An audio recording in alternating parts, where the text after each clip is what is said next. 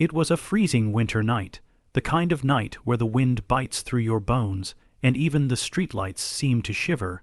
At a lonely bus stop, a young man noticed a woman trembling, her hands tucked into her sleeves. Without a second thought, he took off his jacket and placed it around her shoulders. What he didn't know was that this simple act of kindness would change his life forever. Welcome to Heart, stirring stories where small moments reveal the biggest truths about humanity. Today's story is about compassion, fate, and how one warm gesture can melt even the coldest nights and open doors you never imagined existed. Ethan was 26, a man caught between dreams and disappointment. Every morning, he worked shifts at a small auto repair shop, hands constantly covered in grease and heart weighed down by unpaid bills. But despite everything, Ethan never lost his quiet smile, the kind that made strangers feel at ease. That night, snow fell like tiny feathers, floating softly through the silent streets. Ethan missed his last train home. The next bus was delayed, and the world felt painfully still. He stood at the old bus stop near the bakery, breath turning into mist. That's when he saw her. A woman stood at the far end of the bench, slender, elegant, and completely out of place in that part of town. She wore a crisp white coat, though clearly not warm enough for the bitter cold. Her hair was tied back neatly, but her trembling hands betrayed the illusion of composure. Ethan hesitated. He didn't want to intrude, yet something in her face, a loneliness she tried to hide, made his heart ache. He stepped closer and said softly, "Miss, you'll freeze like that." The woman looked up, startled. Her eyes, gray like storm clouds, met his. For a moment, silence hung between them, heavy but unspoken. Then Ethan removed his jacket, faded and rough but warm, and gently draped it around her shoulders. "You don't have to," she began. "It's okay," he said with a faint smile. "You look colder than I am." Her lips curved into a small, reluctant smile. "Thank you," he shrugged. "No problem, I'll survive." They stood there quietly. The city hummed faintly in the distance, cars rushing by. But at that bus stop, time seemed to pause. The woman clutched the jacket tightly, inhaling its faint scent of oil and rain. It wasn't luxurious, but it was comforting, real. After a while, she asked, "You always give strangers your jacket?" Ethan chuckled lightly. "Only when they look like they're about to turn into an icicle." That made her laugh, a sound so light it seemed to warm the air around them. She hadn't laughed like that in months. Minutes passed before the bus finally arrived, its headlights cutting through the snow. Ethan gestured for her to board first. "Thank you again," she said, turning toward him before stepping inside. "You're a kind man." He nodded politely, but when he turned back, she was gone, swallowed by the bus and the night. He didn't even get her name. The next morning, Ethan returned to work, exhausted but content. His co-worker Sam nudged him playfully. "Man, you look like you fought a snowstorm." "Sort of did." Ethan laughed, rubbing his arms. "Where's your jacket?" Ethan shrugged. "Gave it to someone who needed it more." Sam shook his head. "You and your big heart, bro. One day, that'll either save you or break you." Ethan smiled faintly. "Maybe both." Days passed. The woman from the bus stop lingered in his thoughts like a melody he couldn't forget. He didn't even know why. Maybe it was her calmness, or the way she tried to hide her shiver with pride. Something about her eyes haunted him, eyes that looked like they carried entire winters within them. Meanwhile, across the city, in a tall glass building that reached the clouds, Isabel Cross sat behind her office desk, staring at the city below. She was the CEO of a leading tech firm, one of those people the world called self-made, though only she knew the price of that title. Her assistant entered, holding a cup of coffee. "Long night again, ma'am." Isabel nodded absently. "Something like that." She glanced at the black jacket resting on the back of her chair, worn, slightly torn at the cuff. It didn't belong there. It belonged to the stranger from the bus stop. She couldn't stop thinking about him. She had everything: money, power, influence, but no one had ever looked at her the way he did. Not as a CEO, not as a brand, not as an achievement, but as a person. Someone simply cold and tired, and he had helped her without expecting anything. 3 days later, Isabel found herself back at that same bus stop, She didn't even know why. Maybe she wanted to return the jacket, or maybe she just wanted to see if fate would bring him again. But he wasn't there. The bakery lights flickered in the background. A little boy walked by with a paper bag full of pastries, and an elderly couple waited for the bus, hands intertwined. Yet the man she was looking for, the one who had warmed her soul, that night was nowhere in sight. Isabel sighed softly and turned to leave, when suddenly she noticed a small auto shop across the street. The nameboard read, "Ethan's Auto Repairs." Her heart skipped. Could it be? She crossed the road, pushed the glass door open, and stepped inside. The smell of engine oil and metal greeted her instantly. Ethan looked up from under the hood of an old car, surprised. His eyes widened slightly. You remembered me." She smiled. He quickly wiped his hands on a rag, suddenly self-conscious about the grease stains on his face. "Of course, you found my jacket." "Yes." She held it out. "I thought I should return it. I had it cleaned." Ethan took it awkwardly, embarrassed. "You didn't have to go through the trouble." "It wasn't trouble," she said softly. "I wanted to." For a moment neither spoke. There was something unspoken between them, a quiet understanding that neither fully grasped. Then she glanced around. "This is your shop?" Ethan nodded. "Yeah, it's small, but it pays the bills. Sometimes." Her eyes softened. "You fix cars and dreams," he said jokingly, "but dreams are harder." She laughed again, genuinely this time. Before leaving, she turned and said, "Maybe someday you'll let me pay you back properly." He smiled. "You already did by returning my jacket." But as she walked away, Isabel knew deep down this wasn't the end. That night, she couldn't sleep. The memory of his kindness stirred something deep inside her, a feeling she hadn't felt in years, gratitude mixed with curiosity. In her office the next morning, she sat with her team as they discussed a new project, a program to help small local businesses adopt digital tools to expand. But something about the proposals felt shallow, disconnected. Her mind went back to that small, dimly lit garage. "What if," she said suddenly, "we start with real people, small garages, workshops, tailors, people who've built something with their bare hands but lack support to grow?" Her team looked at her, surprised. "Find me someone like that," she added. "Someone genuine, someone who deserves a chance."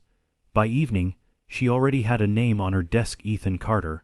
Her assistant said, "He runs a small auto shop on 7th Avenue. Struggling but hardworking. No investors, no tech, no exposure." Isabel smiled faintly. Perfect. A week later, Ethan received an unexpected call. "Mr. Carter, yes, this is from Crosstech Innovations. We'd like to feature your shop in our new local development initiative." Ethan blinked. "My shop? Are you sure you've got the right person?" "Yes, sir. MS. Isabel Cross herself recommended you." He froze. The name struck him instantly. Her. When she arrived later that week, dressed not in a fancy coat but in casual jeans and a wool sweater, Ethan could hardly believe this was the same woman from the bus stop. She smiled as she approached him. "Looks like fate wanted me back here," she said. He chuckled nervously. "You're really the CEO of Crosstech?" "Last I checked," she teased, surprised. "A little," he admitted. "Okay, maybe a lot." "I told you I'd repay your kindness someday," she said. "Consider this a start." Over the next few weeks, Isabel's company helped modernize Ethan's auto shop: new tools, better lighting, a digital system for clients. But more than that, Isabel started spending time there. She watched him work, sleeves rolled up, fixing cars with quiet dedication. There was something peaceful about him, something she hadn't felt in the corporate chaos of her life. They shared coffee breaks, laughter, and stories of struggle and dreams. Ethan told her about losing his parents early, about nights spent studying by candlelight because electricity was too expensive, and how he always believed that kindness could still change the world. "Maybe you're proof of that," Isabel said once, watching him carefully. He smiled softly. "Maybe kindness just finds the right people." She didn't reply, but her heart whispered, "Maybe you're right." One evening, after a long day at the shop, it began to snow again. Ethan walked Isabel to her car, the same way he had once offered his jacket.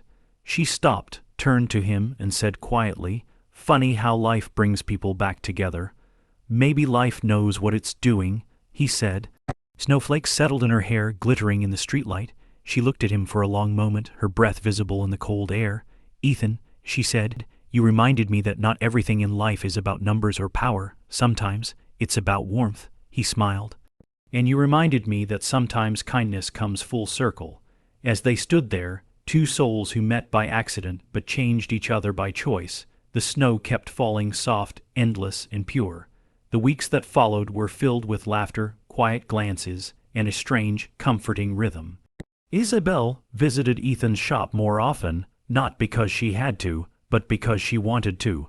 She said it was to oversee progress, but deep down, she knew it was something else, something she couldn't quite explain.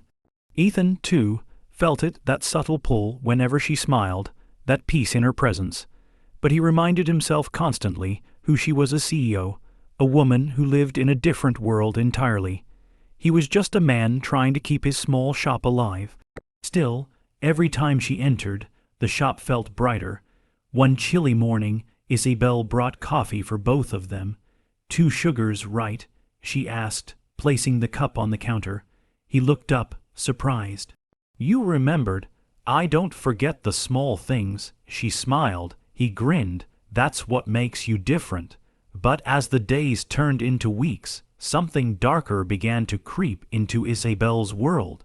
Her company, Crosstech Innovations, was under fire.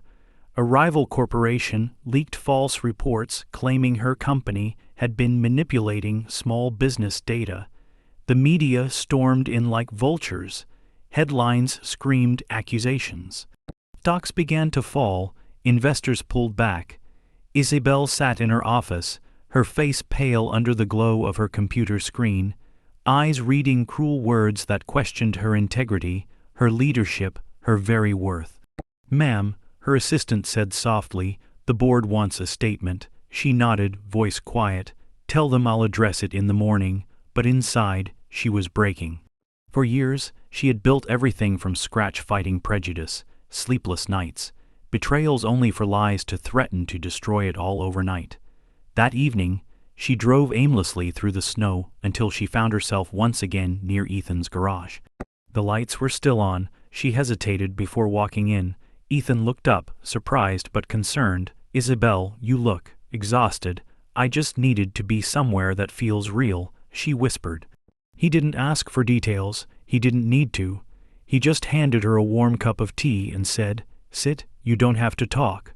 For a while, they sat in silence, the hum of tools, the faint crackle of an old heater filling the room. Finally, Isabel sighed.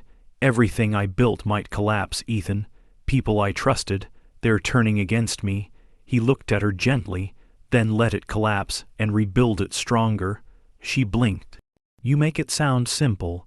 "It isn't," he admitted, "but neither is giving your jacket to a stranger. You did it before, built something from nothing. You'll do it again." Her eyes softened.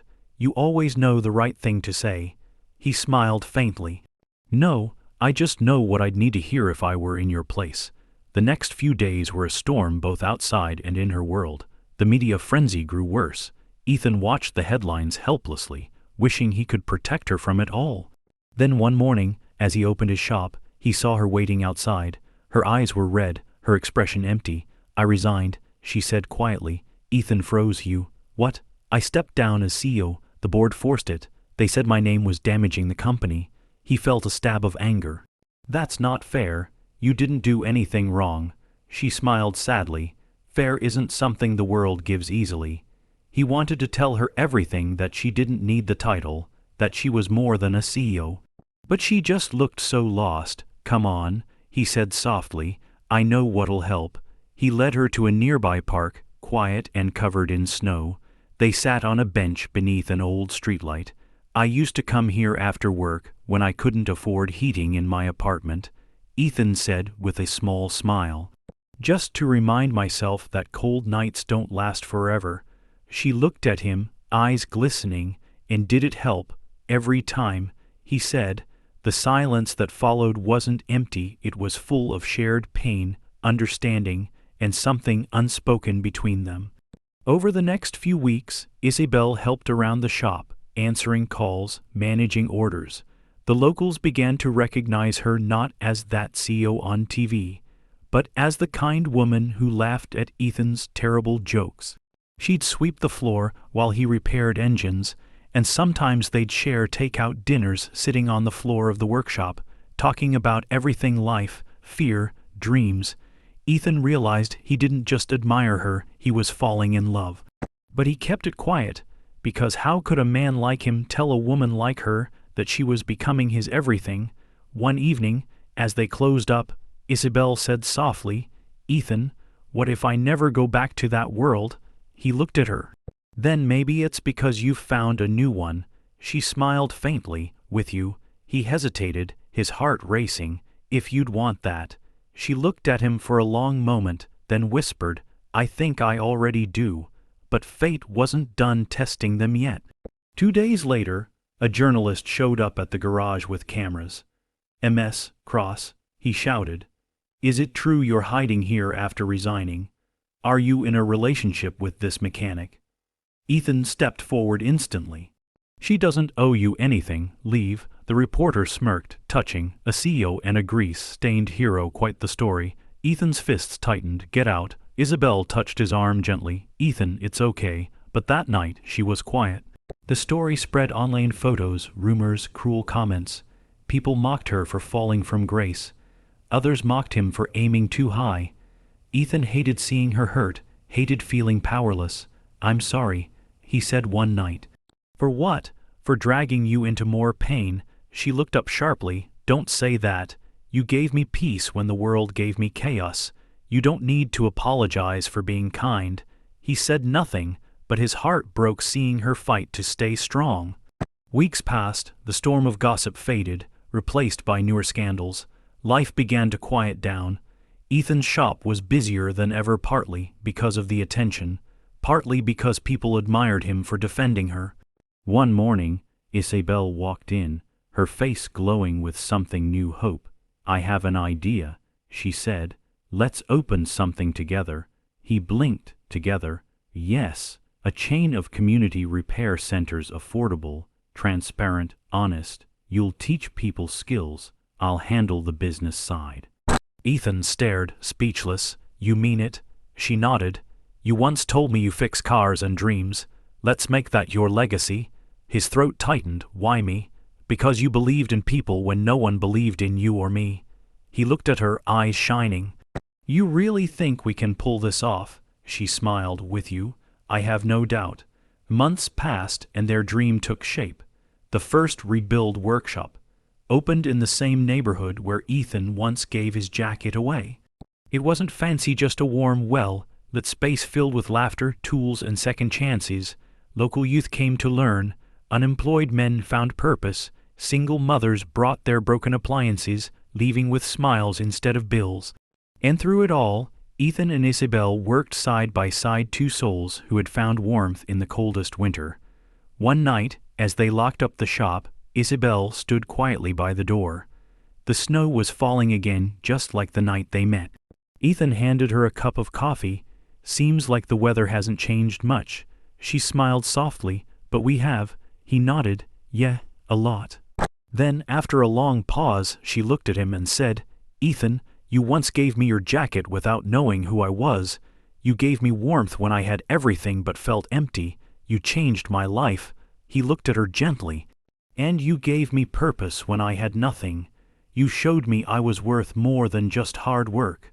They stood there, the world quiet around them, until Isabel took a deep breath and said, "Maybe it's time I gave you something back." Before he could reply, she stepped closer and kissed him softly, a kiss filled with gratitude, love, and all the unspoken words between them. When they pulled apart, Ethan whispered, "You didn't have to." She smiled. "I wanted to." Months later, rebuild workshops expanded across the city. Isabel became the face of compassion-driven business, while Ethan became the heart of it. People began calling them the pair who turned kindness into a movement. During an interview, a journalist asked Ms. Cross what inspired you to start all this. Isabel smiled, glancing at Ethan across the room.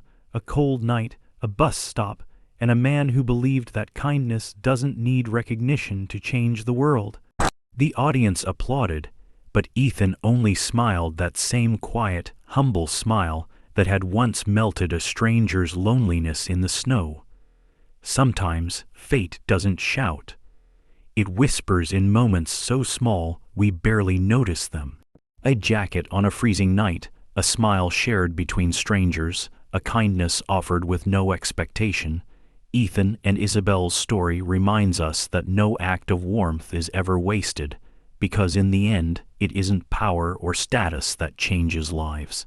It's love wrapped in kindness, just like a jacket on a cold night.